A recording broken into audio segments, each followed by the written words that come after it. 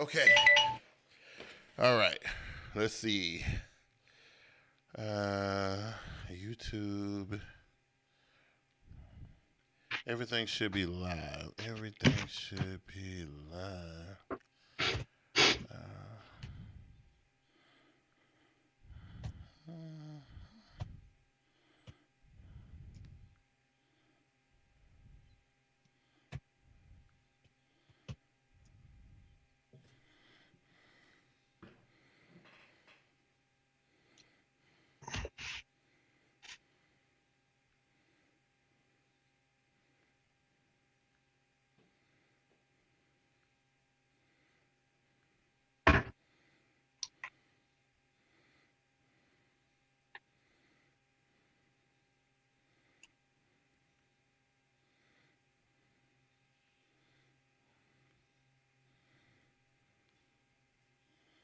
All right, so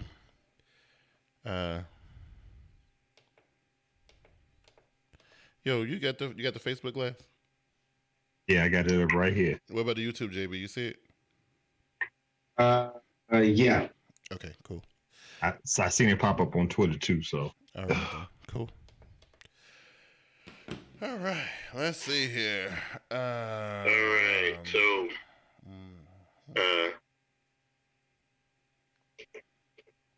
yo, you got the Facebook link? Yeah, I got it up right here. What about the YouTube? Why y'all sound different all of a sudden? Yeah, I know. I had to record it. It's actually on Twitter too. So we good. All right, let's see here.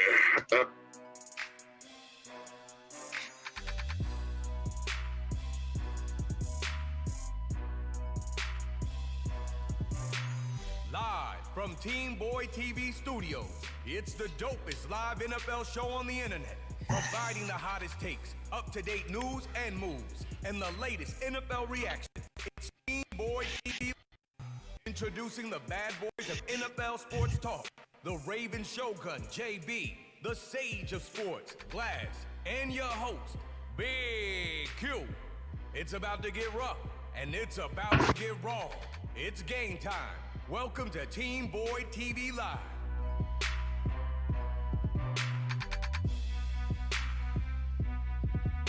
When you come in against Derrick Henry, you better go low. Do not stand up with that man and let him just throw you out of the club. Watch the reaction from the sideline. Well, listen to the crowd. It's not a big crowd, but they're fired up.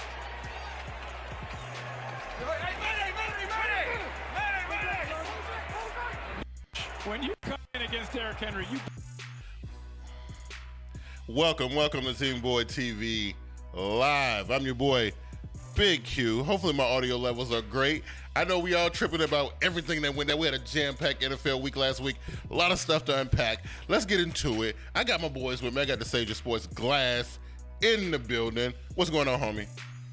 what's up, fam? JB, Big Q. What's up, family? Everybody out there in the social media, we appreciate you guys joining the show. Let's go ahead and get it cracking. Absolutely. JB, the Raven Shogun, is in the building. What's going on, JB? Yeah. Everything's smooth, man. Happy hump day to all. Facebook, YouTube, Twitter. Let's go. All right, so our pictures got out of order. I took all that time to fix it, and somebody messed it up anyway. It don't even matter. Did y'all see that stiff arm by Derrick Henry on your boy Josh Norman? Made Josh Norman. Look, Josh Norman gonna be memed for the next 30 days. What you think about that, Glass? Huh? Dude, that was so disrespectful, man. But I blame that on Josh Norman. You know you can't go head up with a 6'3", 230-pound dude like that, built like a linebacker. Right. Man, you supposed to go for them legs, man. Don't go chest to chest. You got just what you deserve. Hey, yo, JB, look, he is going to be clowned for life. That right there going to be an image that we're going to see for a long time. I thoroughly enjoyed it. I thought it was beautiful. He already had made the Madden promo of the game last year in animation for getting stick to the ground like that. Right. And now you got this one. But like to Glass's point, you don't try to arm tackle Derrick Henry, man. The physics was bad. No. The tackling approach was bad. The physics was bad. Yes. He said that, and if you notice his legs, he was just he didn't want that to happen. It was against his will totally, but it happened. dude went parallel, bro. Yes, he did. Yes, Right. he did. We got a cocoa butter lotion from Periscope in the building. Says stiff arm hyped up the whole team. Yes, it did. It was a beautiful thing. Now, listen, as much fun. And we're going to have some fun tonight, but we got to bring it down for a second because some crazy, brutal thing happened. And listen, and Glass, you know me. I am one of the biggest Dallas Cowboy haters on the planet. Right? There's only one team that I hate more than the Dallas Cowboys, and y'all know who that is, right? We're going to talk about them I'm too. with you. We're going to talk about them too. I'm with you. But, man, we got to talk about that Dak Prescott, man. Horrific leg injury and that kind of thing. We're going to listen to Ryan Clark explain it real quick, and then we'll give our reaction to it. Talk to me, though, about this with Dak. Devastating news. It's been such a tough year for him, obviously losing his brother as well. But we know his contract situation, right? The franchise tag, he doesn't have the security. So what does this mean for him now, his future with the Cowboys? You know, I think his future with the Cowboys is in jeopardy. When you look at where Dak stood when he was fully healthy, when Dak was complete, Jerry Jones was scared to make or didn't want to make the type of commitment that Dak Prescott believed that he deserved. So look where he is now. I mean, this is a serious injury. This is an injury that also can bring other complications like infection because the bone actually broke the skin. And so Dak Prescott has a long road back. Dak Prescott was asking for Russell Wilson type money. Dak Prescott was asking for more money than Jared Goff, and he bet on himself. You're going to hear all the things. Well, he got $31 million. He has financial security. Listen, that's not how it works. How it works is you go out and you earn a certain amount of money, and when you earn that money, when you are a true leader, when you start 69 straight games, when you get this team in the playoffs, when you win and you do the things that Dak Prescott has done for this team, you're supposed to be rewarded in a certain way. And then now when Dak Prescott goes out and plays, and what happens, Molly and Max and Stephen A, is, you know, like we know that injury is a possibility. And you think, you might sprain an ankle or you might hurt a knee, maybe a shoulder, but you come back. We never put ourselves in this position. And the position that Dak's in is tough. And I listened to Mike Tannenbaum talk this morning, and he said what he would do is right after the season, as soon as he can negotiate, is offer Dak an incentive-laden deal that could probably get him between $32 and $40 million. I don't think that Dak Prescott signs that deal. And so now that Dak Prescott isn't old, now that Dak Prescott isn't in a position to have leverage, will they even give him the franchise tag? And so for me, what we know about the Dallas Cowboys is it was taking Dak Prescott to play outer-worldly to just keep them in games, and they had only won. A team like the New York Giants that had only scored 3 touchdowns the entire year scores over 30 points. They will not be good.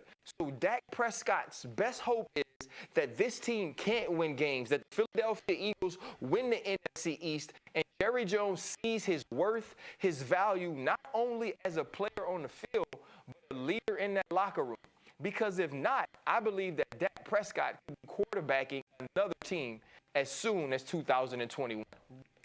Wow, that was a lot. That was a lot to talk about, Glass, and it's a serious thing. And I feel like Ryan I feel like we've seen Dak Prescott in the Dallas Cowboys uniform for the last time. That's just the way I feel about it. I feel like it took all this long time to get this man the money that he deserved, and now that he hurt, Glass, he just a slap of meat they ready to toss out to the curbside. I want to get your take on this whole thing, man. How you feel about it? Mr. Justice. Oh. Okay, this is just a rerun of what happened last year. I told you last year when we talked about Cam Newton and the Panthers. This is business to the owners. This ain't a game. You know, say sometimes you gotta separate business from game and game from business.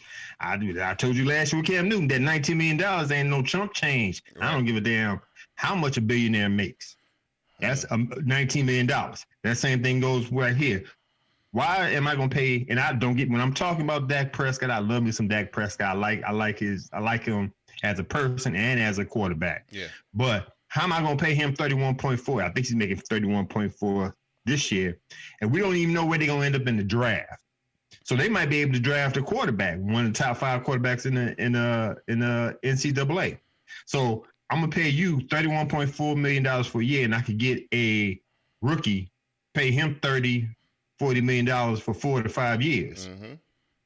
Just like I told you about David Tepper being a businessman, Jerry Jones was a businessman before he became a Dallas Cowboy owner. So business is business. Everybody gonna be in their feelings, but the way the Cowboys think about it, you'll get over it if we keep on winning. So I have to agree with Ryan Clark. But if JB, if we're talking about performance, just to piggyback on what Glass is talking about, for what they getting out of Dak Prescott right now for all the money they paying him, and they keep on franchise tagging him because, you know, if they try to throw another one at him, they go, you know, it just gets bigger and bigger. They could go and get a young guy that's decent enough to get them where Dak got him at right now. Or do you think Dak is the one that's going? I don't know. I just feel like it's over for him. Unfortunately, I think they're ready to move on. What you think, JB? I have to agree with Glass and disagree with Glass and Ryan. I think his injury is not one of the worst. We seen Gordon Hayward in the NBA come back. His ankle looked exactly like his. We saw Terrell Owens play in a Super Bowl with the same type of injury. So his is not of the horrific type. It looked way worse than what it is. I do think that the Cowboys is in a situation where they don't have the leverage this time. You don't have the guy. You don't have the guy that's guaranteed to be back on your team that can play at his level. You go back into quarterback purgatory, which is a lot of teams, they still trying it. I don't think the Browns found a guy yet, in my opinion. But the carousel continues. Just listen, hear me out, Q, before you get in your feelings. I'm not. I think Dak got all of the leverage right now. That team is he came in a blessed situation, best running back in the league, best offensive line in the league. All that's gone now. Dak still is managing the game. I don't think Andy Dalton will be able to make any type of roses or pancakes out of this team. He'll be a shell of his old Bengal self, and they'll finally see Dak's work. I think he deserves everything he was betting on himself to get. Especially after coming back from injury. That's a hell of a take, Glass. Now, listen, I got to dissect what JB just. He said that Dak got leverage, right? Now, and then he also mentioned Andy Dalton. If you look at Andy Dalton's body of work versus Dak Prescott's, if you didn't see them, you just saw their body of work and you just saw their numbers. Which quarterback are you choosing? You're choosing Andy Dalton, right? Are you? I want Dak. But right now, I know it sounds bad. I don't know what Dak Prescott is damaged goods. Yes. We don't know how he's going to return back. Right. You know what I'm saying? Listen, he's speaking from being gun shy or just physicality. I think he'll be fine. Look at what they did to Cam, yo. They didn't even look. The Carolina Panthers didn't even work him out. They didn't even look at him to see. Look, this dude was posting Instagram videos every day, and they still shipped his ass out to Boston. Guess what? They didn't even look at him. And what makes you think Jones is going to look at Dak? They're not going to look at him. But guess what? After saying all that, they was wrong as hell about Cam. Absolutely. And I agree with that. But I'm just saying that machine. But I've seen they didn't even look at him. Bet the house on the Super Bowl run for Peyton Manning after a neck surgery, and it showed. So it depends whether you being biased, got a biased outlook, or you gonna really look at the guy and evaluate him for what he is. Listen, so first of all, GMs, a house just got clean for that very, very, very mindset. Look, for the past 3 years, we went on this show talking about how we didn't think Dak Prescott deserved X amount of dollars or so on and so forth, and we weren't gonna pay him over $100 million. We've been saying that for 2 or 3 years now, right? And now that he's hurt, that he ain't even worth anything. You talking about, Glass, you got to help me out with this one. I don't get it. I don't understand what's happening right now. Before we even talk about money, I just want his health to be intact because, like we said, the bone broke the skin, and we've seen what happened to Alex Smith. Right. Alex Smith had a broken tibula. Come on, y'all. That's neither here nor there, man. He could catch infection. That's my whole point. I ain't saying how it's going to be. They said the surgery was very successful, but keep going. For who? For Dak. Oh yeah, they don't say that now, but they say that with Alex Smith until they find out a couple of days later when he had a high 100-something fever. I guess all I'm saying is Dak Prescott. I don't see him having the leverage that JB's talking about. We know how Jerry Jones is. Jerry Jones got this multi-million-dollar stadium. He got the highest price franchise out here in sports. There's a reason why, because he's a shrewd businessman. Yeah. And I don't care how much you love Dak Prescott, this is business, and he gonna handle it just as such. So, okay, it's business on both sides. It's business on both sides. Jerry could do what he want to do, pinch pennies, and not invest in the quarterback position. But there's a team that will. Kirk Cousins got $84 million guaranteed. Now, Earl Thomas suffered two injuries, betting on himself, and they cut him by right. But he had the leverage. He got picked up by my team that paid him what he wanted for the time that he was there. Oh no! So he got the leverage. He got the leverage. Now they can change the narrative of how NFL owners do things after a guy that take a bet on himself that high and get injured in the process. Now that could be that's something to be said there. But a guy usually when he bet on himself that much and something happen, other clubs look out. Especially if you matching that kind of gumption with talent. You read about that, and that's why I said what I said. I think we've seen Dak Prescott take his last snap as a Dallas Cowboy. Listen, I'm not saying that he's not going to play again. The way I see it going down, I see him going to New York and playing for the Giants. That's what I see. Let me throw this caveat in. Everybody's talking about rumors about how Garoppolo might not be a 49er next year. Right. We hear rumors that Matt Ryan might not be at Atlanta Falcons next year. Yeah. So there's going to be a whole lot of things shifting. I guess I'll agree with JB. The whole thing is, not JB, I'm sorry, with Big Q, he just might not be a Dallas Cowboys next season. Right. Now, JB might be right in the sense that got leverage is that he can tell Jerry Jones, hey, listen, y'all been playing me this whole time. And now I got all these offers on the table, and now he can negotiate. I think he got a negotiating power in that sense. But as far as him trying to get Dallas to finally give him what he owed, it ain't gonna happen, bro. It ain't happening. Well, there's some things that took place there. See, now, in my opinion, it's just too dirty. It's too much mud. The guy refused to sign a long-term deal for what they offered twice. Yeah. They're going to try to franchise tag him a second time. Now you got this type of injury on a national stage. It's just too dirty because it will never be enough if you think about it, Q. Right. Well, you're right. It'll never be enough. You let a guy go through something like that. It wasn't an injury that happened at the bottom of a pile and they got him up and got him to the sideline and they reported that. Everybody saw this. Yeah.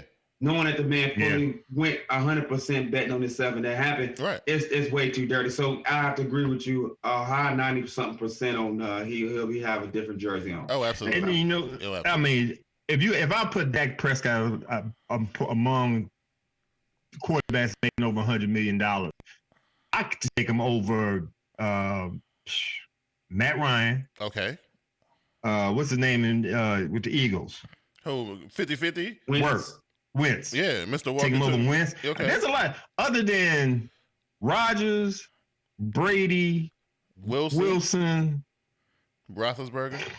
And Roethlisberger. Yeah. Everybody, I put him Brady, up there. He's top 10. Yeah. Now, does he really get top 10 money? I don't know. Like I said, he's damaged right now. That's the sad thing about betting on yourself. It is. He was doing good this year. I think he was second quarterbacks in passing. I actually think he would have been able to press the Joneses if he had made it through the season. And honestly, look at the division. They definitely had a playoff berth waiting on them, and they still may get that. Let me address the comments real quick. Doozer Pipes is in the building. Says, "Hey, Glass, Cali Blue. What up, Chelsea? No CZ. He said my favorite Panther fan besides those other two knuckleheads. I feel you, bro. Who's this? That's Cali Blue. You remember Cali Blue, right? Oh, yeah. Okay, all right. We also have here he come out the woodwork. I ain't heard from that man in a year. I got some stuff to say about that. Y'all chill out. It's a game.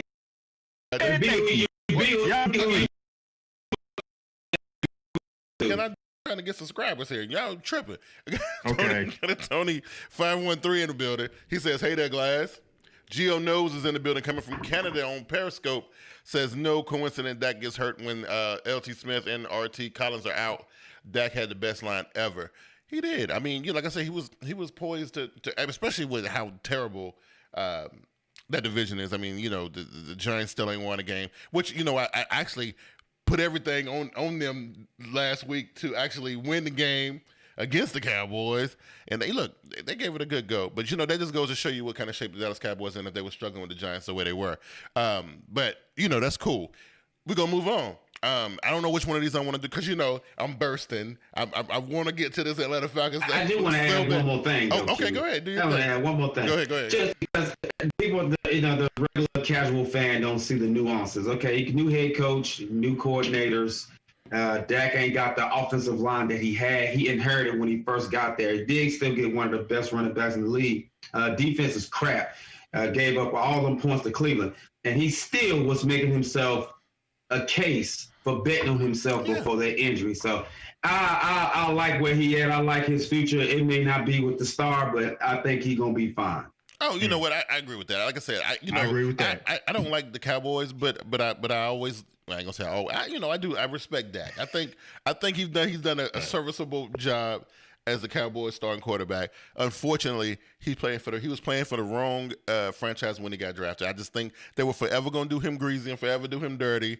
That's just the way it's gonna be. Just like and I could make a case for Dwayne Haskins. I feel like what's going on in Washington right now, but I ain't even gonna take this platform and talk about that. I'm gonna say that for the podcast. I'm gonna say that for Sunday's best. How long has Dak been in Dallas? Has he played out his whole rookie contract, or he trying to get paid early? I think this is his last year. Yeah. Well, he got tagged this year. He playing on the tag this year. Yeah.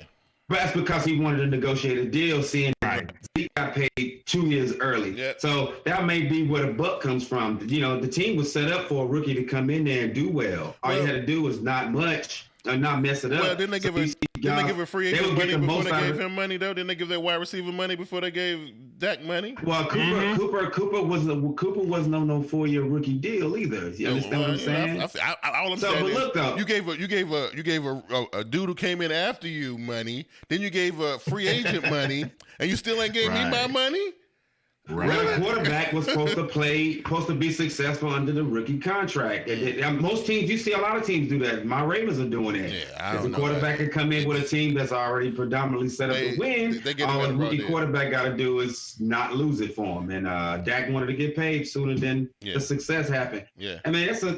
But if you allow it, they let Zeke get paid, then so be it. Why not for another? The Dallas Cowboys probably think we doing you a favor because we drafted you in the 4th round. Right. You know what I'm saying? Exactly. That's another thing. Yeah. So you got a 4th round quarterback asking for the highest paid type money, and he ain't done with his rookie deal. Right.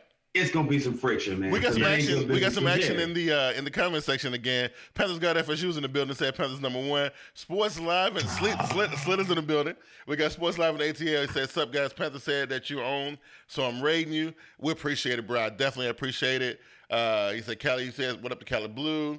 He said, "What up? Sorry to get your coach fired." Hey. We're gonna talk about it. It's a perfect opportunity.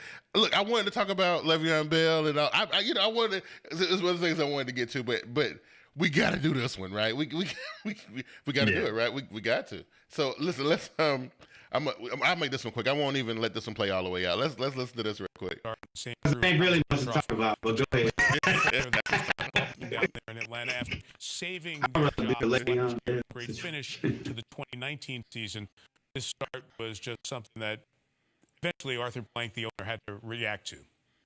I remember vividly when the Falcons were 1-7 at the bye last year. It looked like Quinn was out. Arthur Blank didn't do it. They went 6-2 down the stretch. It saved Quinn. It saved Dimitroff. I'm a little stunned Dimitroff is out too, but he's been there since 2008.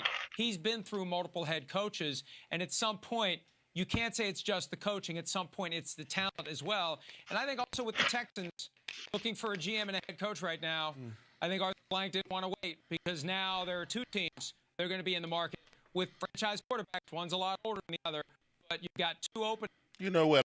I can't wait. I can't even do it. I can't do it. I can't do it. Listen, the Panthers went into that. Look, and Glass, I'm going to tell you something. You was talking about how they were. Yeah, it's back. Look, it's back. Yeah.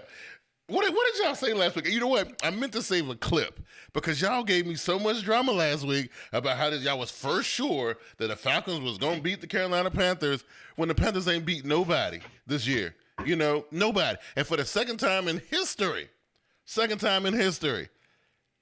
the Falcons done fired their coach after getting beat down by the Carolina Panthers, right? So, let's break it down. Dan Quinn and the slimy snake getting by the skin of his teeth GM Thomas Dimitroff got shown the door. Yeah, I can't stand that dude. I hate him. They got shown the door, JB. And we saw it right on the wall. We knew it was going to happen. We didn't know about the Dimitrov. That was a surprise. And that was a bonus, in my opinion. I love that part about it. But, yeah, so the Falcons, they got to regroup. What's up with it, JB? What's happening? First of all, I didn't come on. I was chomping at the bit for this part too, but I'm a really rain on the Panthers parade right now because you beat who you're supposed to beat. You beat a winless team. Wow. It wasn't like there was somebody y'all was jogging for first or second place. But all y'all picked them to win the game. Win or not, it's just a rival that was a winless rival, and I don't know why you beat your chest about it. Now, as far as their housekeeping in Atlanta goes, they deserve to sweep it out like that. They need to sweep it out like that. They didn't win no games. Their team is underperforming. You got all those draft picks. You got a MVP quarterback. You don't ever supposed to start a season 0-5 under no circumstances. So I don't think Cam, after he won his MVP season, they ever started 0-3 or 0-4 or 5. It just don't supposed to happen. And it ain't Dimitrov or the coach. It's basically the guys on the field, how they put it together, what you're doing in practice, what kind of system in place. If you're changing the system, because it look like everybody got you figured out, 5 teams that you figured out on the road, well, you want to go back to last year and their dismal win-loss record. Something was stale. And so it was time for them to go. But as far as the Panthers' victory, if you had lost, it would have been noteworthy and way worse on y'all. Okay. The pressure was on y'all. I ain't even gonna let you do that, JB. I'm not gonna let you do it. I'm not gonna let you do that. I'm not gonna let you do it. Listen, first of all, you're going to give my Carolina Panthers their props, right? First of all, whoa. 0-5. And I want y'all to recognize the fact that Atlanta sucks. They got all the talent in the world. How you going to have Calvin Ridley and Ty Gurley and Matt Ryan, who's awful, and then, I know Julio didn't play in the game and whatever. They got all of that, and they can't win a freaking game. And y'all going to sit there and tell me that they were going to beat the Panthers. I don't understand. I didn't understand the logic last week, and I don't understand what y'all talking about right now, defending these cowards and these losers, and that's why the coach got fired. When you lose, your coach get fired. That's what happens. Okay. Well, then y'all should have. Your coach got fired. You're right on script. Right. Okay. I'm not gonna say it if it ain't true. Hey, a clock is right twice in a day, and the dog and the sun shines on the dog ass every once in a while. That's all I'm gonna say right there. And y'all lost that game about your Carolina Panthers, man. Hey, man, miss me with all that, dude. Wow. Be happy that you won the game. Don't be bumping your chest, acting like y'all did something. Y'all ain't done nothing. Y'all 3-2. I'm not. I'm gonna tell you why. Right. Because y'all try to. Wow, who messing with me? But with the horn, who's that? That's you, JB. I know that's you. That's me. I got one now, bro. I got one now, bro. Yeah. You ain't got one of these though. Yeah, hey, I like it, Glass. I have to get me one, man. I've got to now. Listen, there is no way I'm gonna sit here on this show in front of our audience, the people who come and watch us every week, and let y'all come in here and get out of this when y'all showed out so terribly last week. And I got people in the comment section who understood because they were here last week and they heard that nonsense y'all was talking about, and they had my back 100%. And look, it wasn't no doubt. I was fully confident the Carolinas would go down there and get the win because Atlanta just sucked that bad. You know what I'm saying? Now, they have named Raheem Morris as their interim head coach. I like that move. I hope he, I do too. I hope he can stay. But, I got a feeling that ain't going to happen because of other things that I ain't going to get into on this platform. Again, we'll say that for the podcast. He owned y'all when he was head coach at Tampa Bay. Listen, that's what I'm saying. I think it's a good move. I don't know why they didn't do it 2 years before that. I don't get it. But, it is what it is. Anyway, that maybe should have been done last season. But, you always say you got to give a coach a certain amount of time to get his feet underneath and do his thing. But now he getting ready to tuck his tail and go back to Seattle, right? Is that what's getting ready to happen?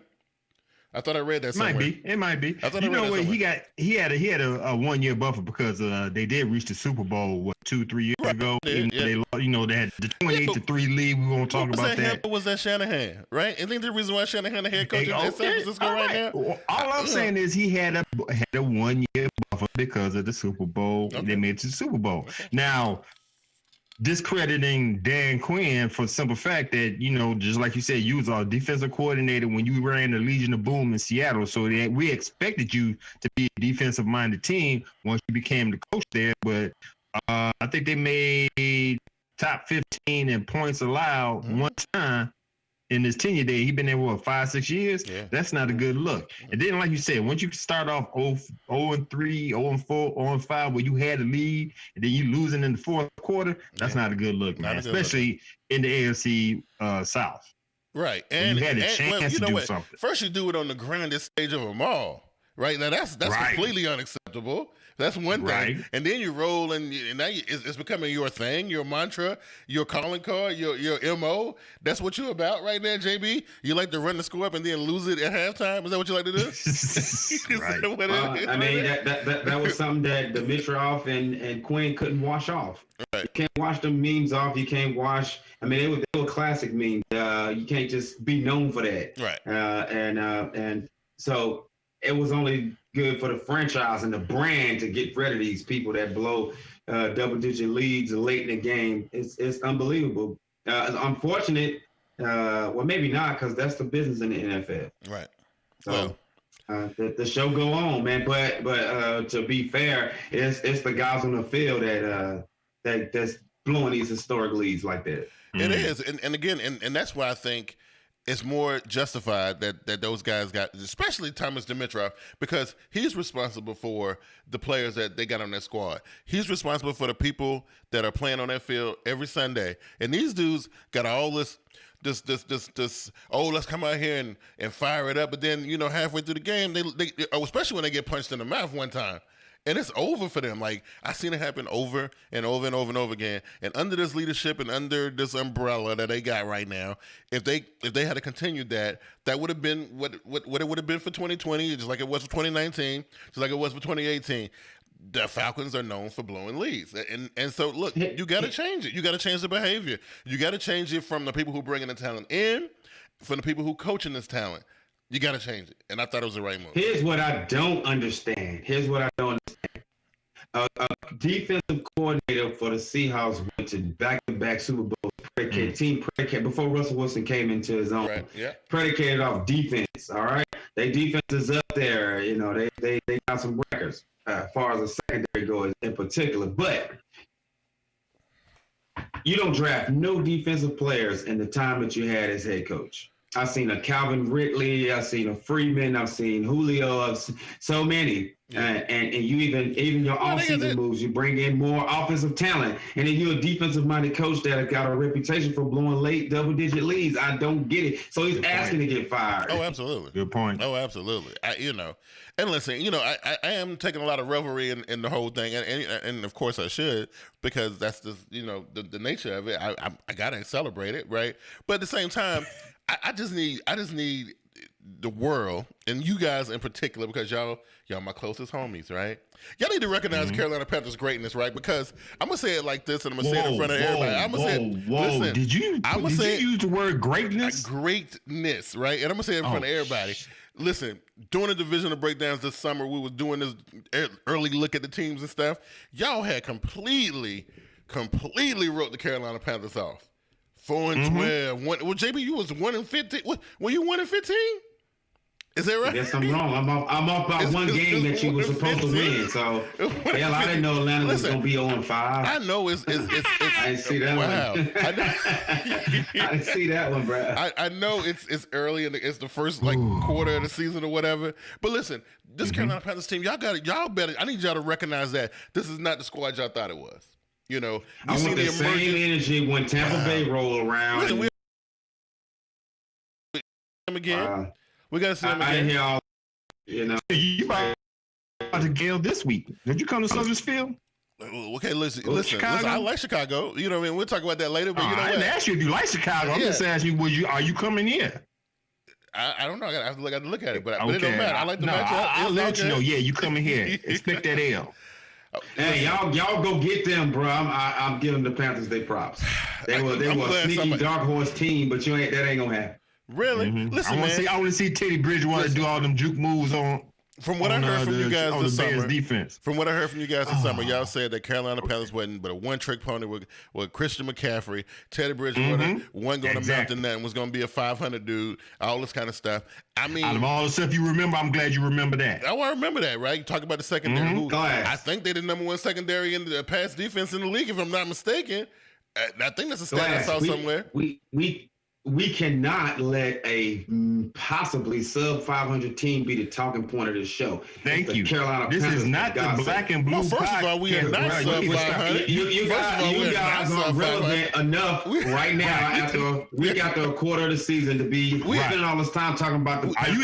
Is your team top of the AFC South division? We're tied. Everybody at the top of the NFC South. Everybody at the top except the Falcons, because they suck, right? Everybody. The records are tied.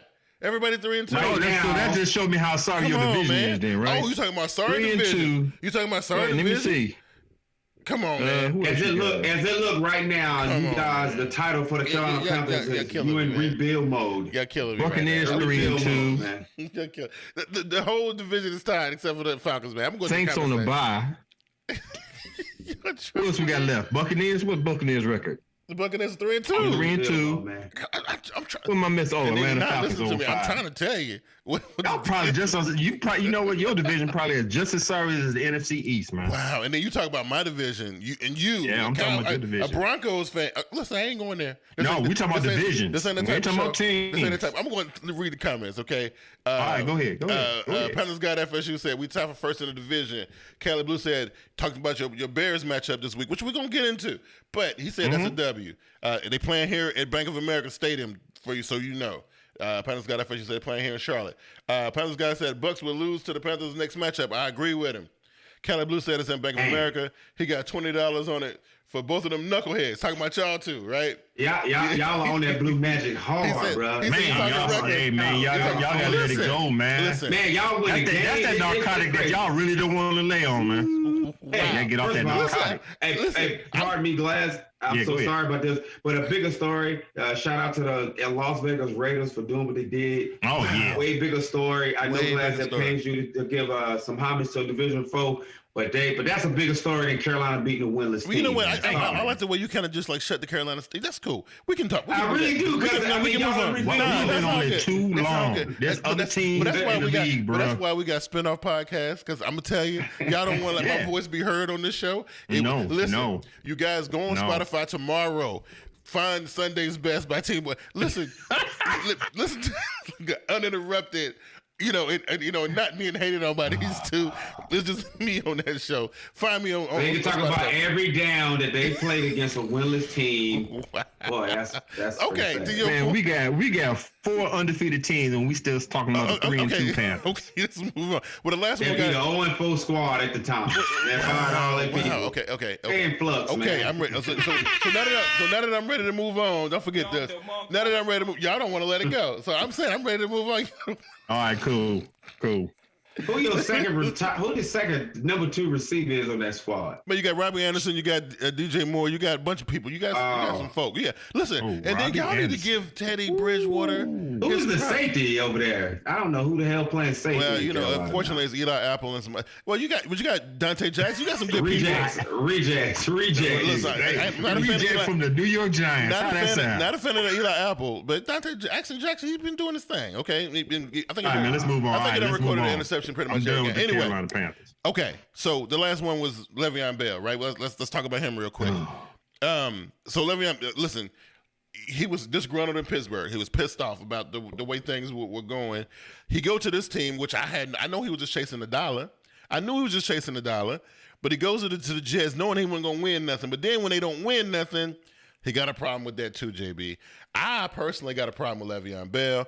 And everybody I saw on the Facebook today, bring him to Carolina for what? We got Mike, whoever that idiot was, need to kick rocks. But anyway, I think he's going to be playing for the New York Giants. What you think, JB? Freeman's up there in New York. If he's the only guy, then it makes sense. But as far as Le'Veon himself, I think I may be crossing the line here, but I think he needs to show up some stuff in his personal life so he can really focus on the game, because it all came too easy. You know, all them guys that get ahead of themselves before winning anything, in my opinion, man, you caught up like Odell. You know, you get caught up in all the stuff that you've done personally that at the end of the season, you didn't accomplish nothing. You furthered your brand. You may got a contract here or there, but what about your team? Right. What about what you leaving? What you playing for? And so that's all I saw from, Antonio Brown's another one. Yeah. You're just playing for you. And until you can fix that and get it in your head that you want to be there. And they might do have the mentality because you have to have it to play football. Right. Even market yourself, even to be selfish like that, you still got to give up something or choke it down because that's the ultimate team game. But at the end of the day, they can't be your primary agenda. And I see that with them, and they don't succeed. They never succeed. Right. It never work out for him. He was trying to generate all that sympathy up in Pittsburgh, Glass, if you remember, bumping heads with Mike Tomlin and this, that, and the third. And, talking about how he was being overused or underpaid, whatever his thing was. I knew he was a selfish bastard back then, right? But then I saw, okay, well, you went out and you set out the whole year or whatever. You do all this stuff. And then, you do all that to go to the Jets, right? So you do all of that, right? To do all of that just to go to the Jets. Why? I mean, it makes no sense, right? I don't understand. So the sympathy that he was generating when he was in Pittsburgh, he ain't getting it from me this go round. I don't feel bad for him. He said he wanted to go. They cut him loose, and we'll see where he lands. What you think about it, Glass? I did have sympathy for him when he was in Pittsburgh because I thought he was like a top 5 running back. I like his skill set that he had and everything. And just like JB said, he didn't take advantage of the situation. He was stuck on stupid. He could have handled it a little bit better. You took a year off. You was over here rapping and doing everything. I think his skills have diminished a little bit because he had that stopping. He don't have that stop and go like he used to have before. Maybe because it was on the team he was on with the Jets. It could be, but it's all his fault. We was getting paid $28 million, just like JB said, was less than what he was offered what for. He was asking for. We were asking for with the Steelers. Now, to answer your question, Big Q, what team he could go for? I don't think he should go to the Giants. I don't think the Giants want him because Saquon, he'll be back. So right, he doesn't have him over bring there, him in. Obviously, he don't care about the money. Just bring him in for the rest of the season. No, he's gonna want a long-term contract. Right. He's gonna want more than 1 or 2 years. Right. I can see now. Honestly, is I don't know if any of these Chicago Bears fans want to hear me say this. I can see him on Chicago Bears right now, since we out of Tariq Cohen and we got Montgomery back there. I can see him fit. Might be a good fit. Might be. You're right, exactly. If he got his mind right, he could go to a team that he could benefit from, and the team could benefit from his talents. Yeah. Well, let me say this too, Q, before we get off this. They paid Antonio, got paid somewhere else. Big dollars, never played down for the team that gave him the contract. Le'Veon Bell got the money that got a little bit less than what he was asking the Steelers to. Maybe the Steelers knew these dudes was immature. Maybe they knew they didn't deserve a payday because they was already out of control. Right. And Mike Tomlin just did a good outer PR job in covering up these 2 bad stains on his team. And Martavius Bryant couldn't really save him because his piss was dirty. So Tomlin knew, the Steelers knew. That's why they didn't pay him. Hey, look, I agree with that. I mean, because and Tomlin is smarter than what a lot of people think, and he didn't get hurt by none of them dudes. Le'Veon kind of stuck him a little bit, but the whole thing with Brown and Bryan, and he didn't really get hurt that bad. He kind of got out of that okay. Where they at now? John Gruden got burned by Antonio Brown. And the truth, by the time the real Antonio Brown wanted to be heard enough, Tomlin cut ties with him. But in contrast, look what he's doing for James Conner. In my opinion, he is not a top 15 back, but he stuck by that guy. Right. He made that guy all pro. He made that guy get a 1,000-yard season. He's not in my opinion, style that the Steelers want out of running back, but he happened with him because he showed that he wanted to stick his head in the fan and his nose to the ground and do the work. Right. Bell didn't. He was too good. Brown didn't. He was too good. Martavius Brown too good. Yeah. I remember the tweets in the all season that one time Browns told another receiver he had to take your job. Neither one of them ain't there. I know. And Smith-Schuster, Juju is the guy. Right. It's crazy. It is what it is. But like I said, he don't get no sympathy from from me this go around. Like, I wish him best of luck. It is what it is. Listen, you touched on it, JB. I kind of thought the Chiefs were still like, but I said it on Sunday's Best. I said if the Chiefs show up playing like they played the prior week, that they were gonna mess around and let the Raiders get them. Now, granted, they played a little bit better than they played the week before when they played against the Patriots or whatever. But man, it's almost like that blueprint been rolled out against the Patriots. Now we just saw it 2 weeks in a row, and one team was successful in the Raiders. The Patriots did a pretty good job, but we done seen them slow Mahomes in that passing attack down. Now I ain't saying I still ain't counting the Chiefs out, but I'm just saying some teams are smart enough to know how to slow it down, Glass, and it looked like John Gruden and them Raiders figured it out. What you think? I don't feel like talking about these two teams here, but I guess we have to. I have to give credit to the Raiders. I thought it might have been an upset, but I thought the Chiefs, they playing at home, they would change something, but evidently, like you said, the Patriots showed the blueprint. Gruden seen it, accessed it on the team, and looked at the results. And I have to give credit to David Carr. David Carr did Derrick Carr. Derek Carr. Yeah. he did the damn thing out there. He was throwing some pretty passes. Ruggs, the wide receiver, he was outrunning everybody in the defense, especially Matthew. So got to give Raiders the credit. I hate to say it. I hate the Raiders, but I have to give them the credit. They making moves now that John Gruden was seeing 1-2 years ago. Yeah.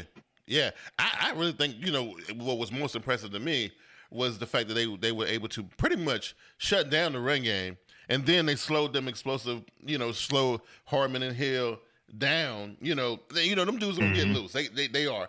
They even put the clamps on Kelsey. They did a really good job.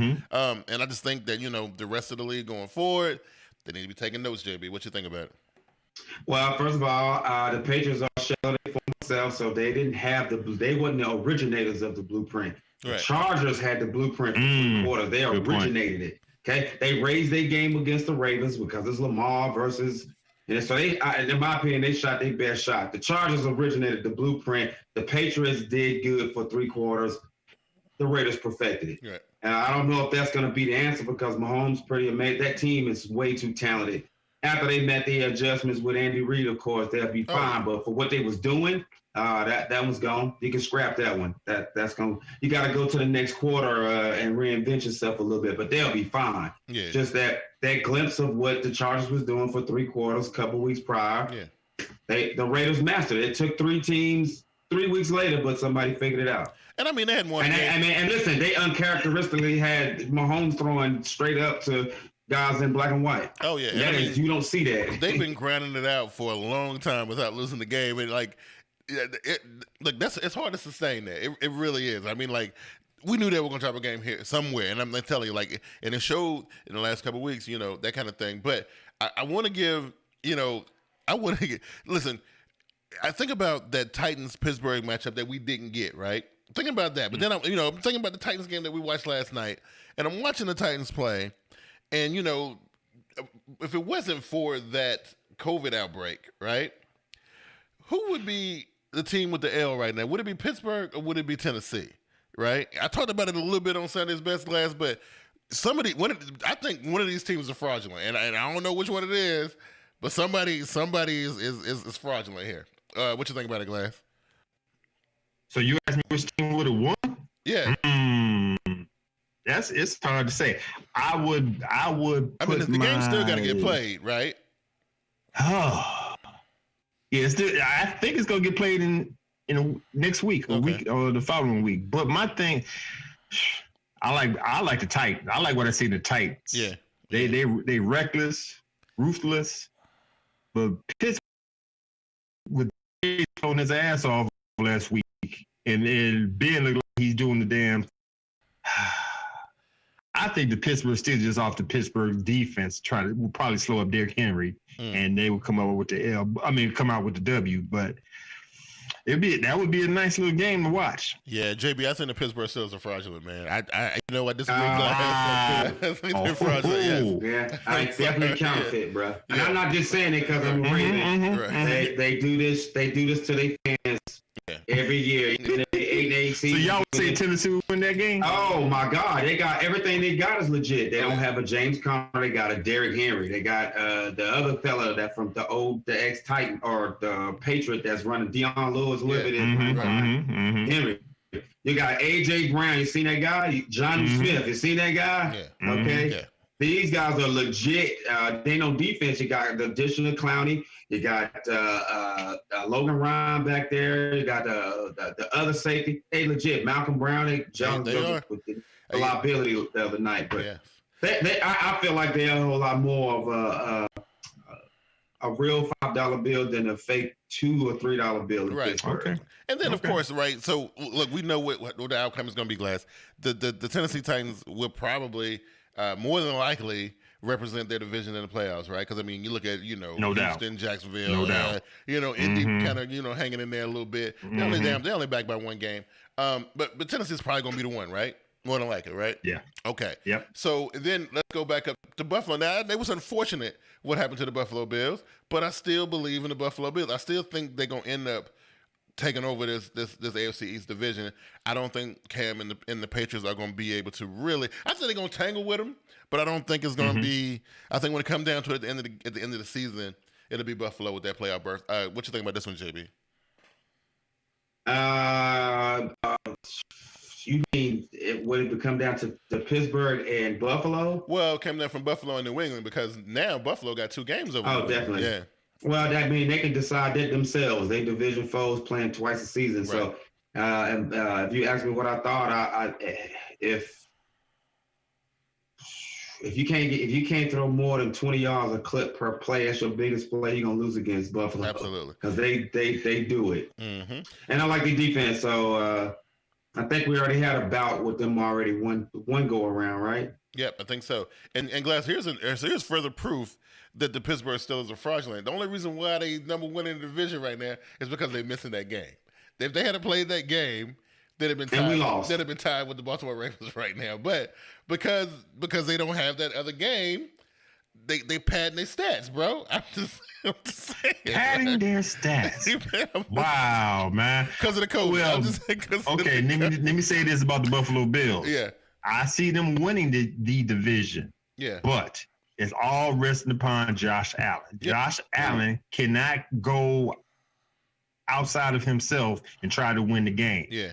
Just like he did last year. I guess they played the Baltimore Ravens, and they won the game, and he was just throwing the ball everywhere, trying to save the day. You can't have that mindset. A little bit of that last night too. Exactly. I've seen a little bit of growth since then, but he's still got to work on that. But he can't fall back to that. I'm gonna try to say the day type routine. Right now, the Miami Dolphins lost in the game last night. The Miami Dolphins. Let's not forget the Miami Dolphins might sneak up in there. If they activate Tua, but it depends on when that Fitzmagic runs out, right? And it will. You know it will. It's going to happen. They're gonna activate Tua. Ain't gonna sit the bench the whole season. You know that. He might spark. He should. I don't believe in Tua. I don't believe it, but I know that Fitzmagic gonna run out and Tua gonna play. I know that much. You know what I'm saying? Okay, we'll see. I know that much there, right? So we talk about JB's division. Pittsburgh, they cheating a little bit, they sliding a little bit there. But look, my boy. Wait. Let me just. It's not like I'm caving up for the Steelers. They're not cheating. It wasn't them that messed up. It was the Titans that messed up. Okay, it was the Titans. Okay, I feel you. But I'm just saying they pad the stats a little bit. But hey, listen, don't sleep on my boy. But he's a bad man. That boy Baker Mayfield. He in the mix. He's in the mix. Okay. Oh, yeah, me too. There we go. It's like 904. I ain't even gonna do it. Listen, I can't talk about Carolina. I can't talk about Baker Mayfield. Who can I talk about? Well, I got to talk about. Pick a winner. There's so many other winners, I got to talk about Lamar all the time. That's what I got to talk about. I got to talk about Lamar all the time. Pick a winner, man. Wow. You talk about Baker Mayfield. You by yourself, man. All right, cool. I used to cape when Baker first came in. I caped up for him. I can't cape up for him no more, man. Yeah. I believe that more. I believe Joe Flacco would save the Jets before I think Baker. Oh, okay. Now I'm moving on. Damn. Listen, the Las Vegas. Look, they put a chink in the. I'm sorry, JB. This for you, bro. There we go. Don't forget There we go. Okay, but listen. There we go. The Raiders put a There chink it in is. KC's armor. So look, they one game out. They got another matchup coming down the line somewhere. Vegas say, listen, we here. We gonna contend for this division now. Now, as far as them Broncos and them Chargers, no, I don't know what they doing. They're taking up space. Once again, I got to talk about a divisional rival. I have to give Chargers. They a legit team. They just shoot themselves in the foot some way, somehow. Right. That field goal. He should have made that field goal against the Saints to win that game. They should have lost maybe one game so far, maybe two, instead of being what are they 1-3, 1-4, 1-4. You know, 1-3. 1-4. They should have a better record than that. Yeah, same story every year for the Chargers, man. Injuries and losing late or losing close games. It's a games. bright spot, though, because they got that young quarterback, and I like him, man. He look good. Now, I like him. I like him more than I like the one that's in Cincinnati, to be honest with you. I like him better than the one that's in Cincinnati. I like him better than that guy. I might have to agree with you. There you go. I might have to agree with you on that one. That is, right? As we move to the NFC. Might be better than Baker Mayfield. Okay, now I don't want to say about that now. Definitely better than Baker Mayfield. We need to see a little bit more. We need a bigger sample size. Okay, if we go to the NFC. When the wide receivers want to throw the ball, you got a problem. Anybody else throwing the ball on your team besides the quarterback, you got problems. Listen, you can't. Y'all don't know nothing about offensive creativity. What's wrong with y'all? And JB, I'm surprised. That's the only way you're gonna win. You can't rest on Baker Mayfield. That you saying that when your team got more gadget plays in the playbook than anybody else in the NFL. Who? The Ravens. Listen, man. They drafted Baker Mayfield as a quarterback. Oh my! And you got Landry and Wagner throwing balls. Let's keep it real, JB. Offensive creativity. They didn't draft Baker Mayfield. Baker Mayfield made them draft him. Remember? Wow, y'all tripping. That's right. Well, that might be true, but I'm just saying, offensive creativity, JB, and you ought to know that. You ought to know about that. That's because the quarterback can't throw. They ran the ball. They got two running backs that's phenomenal, and they got a wide receiver that can throw the ball and another one that can catch it. And Glass, you ought to know about offensive. Baker. You ought to know about offensive creativity the way the Kansas City Chiefs offensively, creatively whoop y'all's ass every year. So I'm just and all the touchdowns that was thrown by the quarterback, regardless of how you see it, man. Offensive creativity. That's what it is, man. That's how you win in the When Baker throws too many balls, he Phillip Rivers the whole game. Okay. All right. Okay. There you do. Okay. They know that. We're talking about the NFC right now. We're talking about NFC. They're going to do everything to keep Baker from throwing that football, No, bro. that's not the game plan. Baker can throw the ball, man. Baker can throw. Baker can throw to the other team. Wow. Exactly. Look at 25 yards, it's over. Look at Baker's stats. Going the other way. Look at Baker's stats. Okay, listen. The NFC East is a lot of interceptions. It's being led by the Dallas Cowboys, who just lost their quarterback. But Andy Dalton is stepping up to the plate. I think we may see the Cowboys make a turn here because, Washington's falling apart. New York ain't got nothing coming. And Philadelphia, I said in the beginning, I said it during the summertime, that as long as they got Carson Wentz lining up in the center, they should have won with Nick Foles. That's all I'm saying. But they got us this week too, so they're gonna get smoked. Right. They're gonna get smoked. Yep. So, I ain't got nothing really to say about the NFC East. I feel like that's the worst division in football. It's not even worth talking about. Right. So then we move into the NFC North. Aaron Rodgers and the Green Bay Packers are doing a phenomenal job. They being chased down real hard by this new look Chicago Bears, and I like them. And I know we got to match up with them this week, but I'm gonna give Chicago their props. I like this change that they made in their personnel. I like the Nick Foles as their quarterback. Look, they're gonna provide a very nice challenge for the coming. They're gonna lose, but I'm just saying it is what it is. New York and Minnesota ain't got nothing coming. Any comments on the NFC North, JB? No. Okay. As we go, except Nick, you better tell Bridgewater to shake Foles' hands out the dust. Don't pull no Brady. The NFC South quarterbacks like to shake hands after you lose. Well, Teddy's new to the thing. So, he's a nice guy. He's good, right? So we got the NFC South. Speaking of which, right? Brady and the boy, pretty much everybody tied up except for Atlanta, and we know why because they just lost. We know that they're done for the season, right? But this right here is a three-way tie. Carolina already done lost to Tampa Bay in a divisional play, and I think Tampa lost to New Orleans in division play, right? Right. So that's how it went. So everybody kind of lost to everybody, right? except for Atlanta ain't nobody losing to them, right? Except maybe the New York Giants, probably, right? So who emerges out of this thing right now? I know everybody like Tampa Bay, and they like Tom Brady and Tom Terrific. I think Carolina got a shot. I was so nervous about New Orleans. Going into the season. But seeing how they kind of shrinking kind of big games or whatever, and Carolina like to kind of, shine in big games, this is going to be interesting to see New Orleans, Carolina when they match up. And I'm saying that was a team that made me the most nervous going into the season, not Tampa Bay. And I know we lost to Tampa, but we got another matchup with them. All right, Glass, what do you think about this one?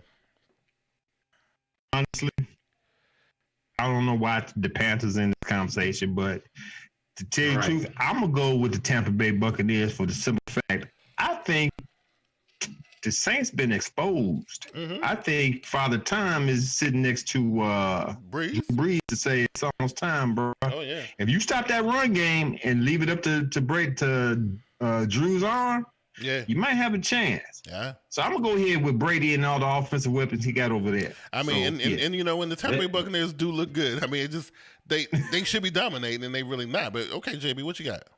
So this is round 2 of Brady Breeze. Oh no! I'm just looking at the division right now. This is division. Oh well, like I said, anytime your starting quarterback is not producing touchdowns, if it's another guy or they find another way to throw or run, Taysom Hill saved the game. I think he might be right about Father Time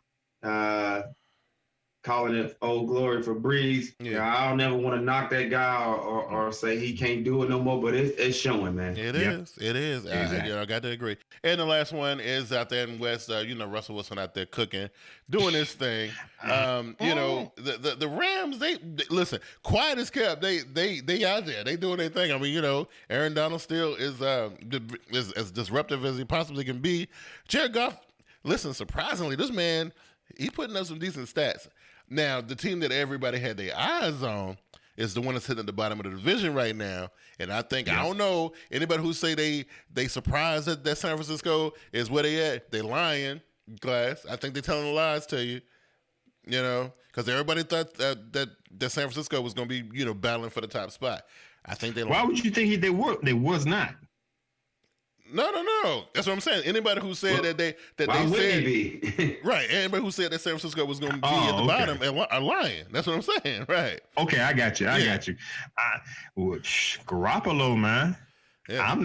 I never was sure about Garoppolo. Man, I know they made it to the Super Bowl, but that was on Kyle Shanahan in that run game. That run game was a monster that year. Right. Yes, it was. And the defense, they got some exactly. We don't like to make injury excuses the reason why you total collapse. Shouldn't totally collapse like that. Listen, and get smacked around by Miami, but he's supposed to be that golden boy, JB. Something's wrong. Something is very. I think what, and this done happened a couple times. It happened with Andrew Luck, and now it's happening with Jim. I think when you crown and anoint a young player super early in their career, like they have a hard time living up to it. Now I know it ain't. Look, people and I was wrong about Kyler Murray. He still ain't my favorite, but certain young guys like him and Mahomes and these young guys, they don't fold under pressure. But this Jimmy Garoppolo just ain't the one, JB. He is not it. You know what I mean? Like, nah. And a lot of these products coming out of Boston, coming out of New England, and Glass, you posted on Instagram today, I saw it, saying Mike Vrabel was probably the only product that came out of there that's actually successful. Everything else, every quarterback that came out of there, except for Tom Brady, every coach that came out of there has been a horrific failure. I don't know what's going on with that. I don't know if it's the Belichick curse. I don't know what it is, though. What you think about it, Glass? It's just that system over there in New England. Right. Belichick got magic over there. Like you said, quarterbacks come out of there, not issuing on Jacoby Brissett, but look where he's and Colts. He's a backup. What was the one before him? He ain't even in the league anymore. What was his name? Was he went to the Houston Texans? I forget what his name was. I don't even know. Can't remember his name. Justin something Mallet. Mallet? What was his name? That was his name, right? Ryan Mallet. Ryan Mallet. Is he still playing? Yeah. Right. He probably still holding the clipboard. But right. But for in the defense of these guys, Garoppolo ain't never had no diversity in his pro career. Right. Exactly. You sat on the sidelines when he in the game. That means the Patriots are winning every time. Allow that because he don't come out the game no matter what because he know how he got his start. But they never faced no adversity. This is the first time. Last year the San Francisco 49ers they had everything and didn't need a quarterback. Really, you just managed the game. Now it's on him to be the reason why the team win or lose, and he can't stand it. He can't stand there. He can't be in front of it. He can't. And I don't know, man. It's bad business. To see how let me just jump this up in there. Oh, Garoppolo didn't show anything before he got that contract with the 49ers. No. When he played 4 or 5 games with the Patriots before he sprained his shoulder. He won 2 of those games, though, didn't he? Didn't he win 2 of those games? Yeah. And then he messed up his shoulder, if I'm mistaken. Right. Then you go to the 49ers. The 49ers just throw money at him. He looked halfway decent when he was there. Then he blew out his knee. Right. So you really didn't show us anything but sample sizes. It just when he went to San Francisco, they was acting like he was like, an angel descending from heaven or something. You know what I mean? Like I was like, but what we see now is who he really is. Right. With the adversity and when things ain't going well and you ain't in the perfect Belichick style system where you can go 2 and 4, and the system is what you really relying on. Right. Absolutely. He can't do it. Well, he can't do it. Well, it's a Broncos fanatic say Big Q talking real greasy right now. Watch him out. Hey, listen, man. Look, you know me. I'm gonna keep it 100 the whole entire way. It is what it is. Okay. Listen, let's put it the whole way. Thinking the Panthers are something relevant. I don't know. The Panthers, but that's the thing. Panthers are relevant. Come on, Glass. The Panthers are relevant. I'm gonna beat it. I'm gonna beat them to it. Listen, we got a late start, but let's go ahead and put a bow on this thing. Glass, you got some games from me. All right, man. First off, the Thursday night game, we got the Los Angeles Rams at 4-1 going up to Levi Stadium to play the 2-3 San Francisco 49ers. Wow. Really? Yeah. So the 49ers. I'm going to say Rams. Let's make Rams. Yeah, really. Because, 4-1 Rams, 2-3 Niners, and the Niners at home. I mean, it's a division game. They could win. I mean, it's a possibility. I don't know. Okay. Okay. Let's go. JB? No, I'm staying with Sam. I'm not putting no stock in San Fran, man. I'm sorry. I know that should bounce back this season. They got a lot of things that are going against them, though, but it's gonna be I'm not going with that. They're gonna take the L. They got to take the L. My hometown Chicago Bears 4-1. Woo! Going up to you already know what it is. The bank. You already know what it is. To play the 3-2 Carolina Panthers. Yeah, led by one Teddy Bridgewater. Listen, you already know what it is. You already know what this one is. JB. We're gonna hold the bank. Why are you going to JB? I gotta give you my description that Okay, I'm sorry. I'm gonna respect you. Keep go ahead, man. Go ahead. Listen, the underrated. What did I say on Twitter? The underestimated, underrated, the disrespected Carolina Panthers. Listen, we're gonna continue to prove everybody wrong. Y'all have no faith in Teddy Bridgewater. You have no faith in our wide receiver core. And I know everybody's like, "Oh, CMC ain't playing, so the Carolina Panthers gonna suck." Prove that wrong. You know what I'm saying? Oh, the Carolina Panthers secondary is trash. They get smoked all the time. Interceptions recorded every single week. By them thieves. Listen. Nick Foles, I respect him. He gonna come into the bank and he gonna throw that ball across all around the field, and it's gonna be going the other way. I got Carolina, but this one gonna be their biggest victory all season by 14. Ooh. By 14. Ooh. That's it. Yes. Okay. JB. I'm gonna take Chicago, but there's a little caveat. If the Panthers mess around and win, man, I'll give y'all a sliver of relevancy in the division. A sliver of relevancy. Can pull this one off. Wow. But beating an 0-4 or 0-for team and you come back pounding your chest on Wednesday nights. Listen, it wasn't even about the Atlanta win. It was about what was happening going into that game and the disrespect that I was showed last Wednesday night. That's what this was about. Okay, it wasn't about the fact that Atlanta was 0-4 or whatever. Okay, Glass, I digress because y'all, you get my blood pressure. I can't do it. I got the hometown Bears. I think the Bears defense going to stifle Teddy Bridgewater and all that mumble going over there. So I got the Bears. Okay, whatever. Next up, 4-1 Kansas City Chiefs going up to I don't even know the name of the Bill Stadium. Going up to Buffalo to play the 4-0.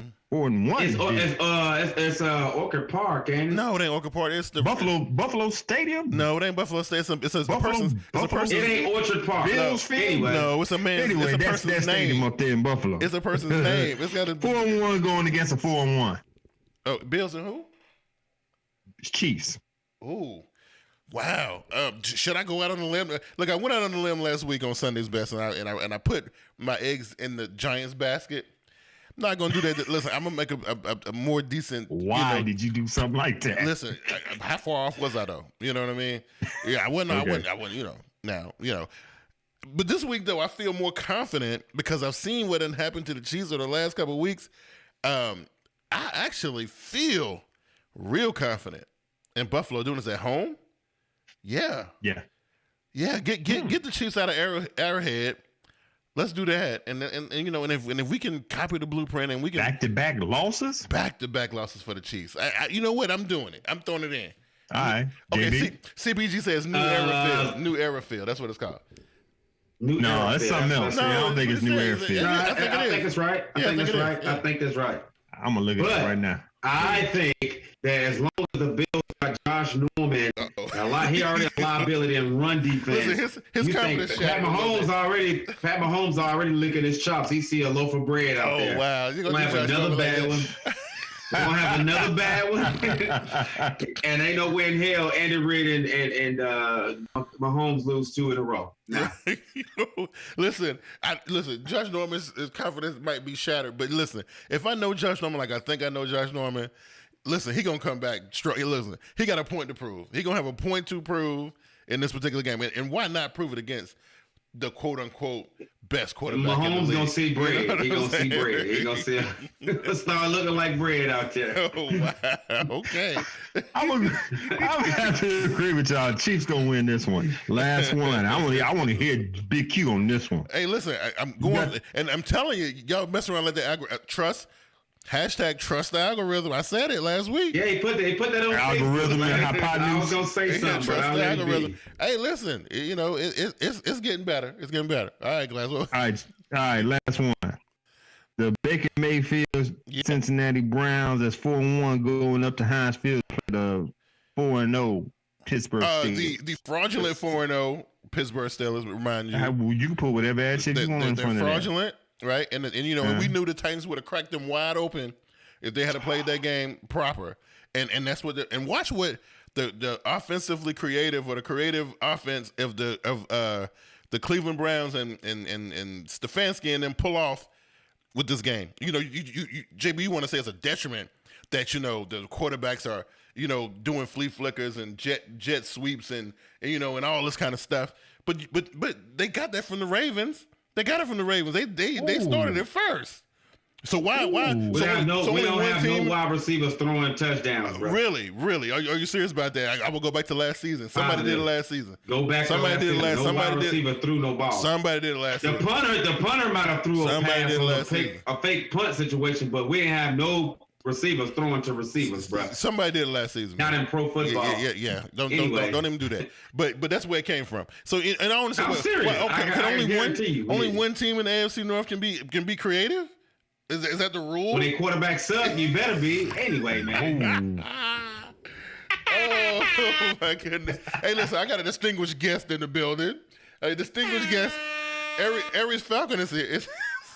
And he chose to come fashionably late. Man, shout out to that guy. He chose to come fashionably late because I already done tore into his team. He didn't want to see that part. Shout out to that guy. You know what I mean? Okay, look, Aries, you got off the hook this time because you got here late. You should have got here about 20 minutes ago. I was on fire. Okay, but I know you're gonna go back and watch the replay. It's all good. I need to get you. You got to get your feel.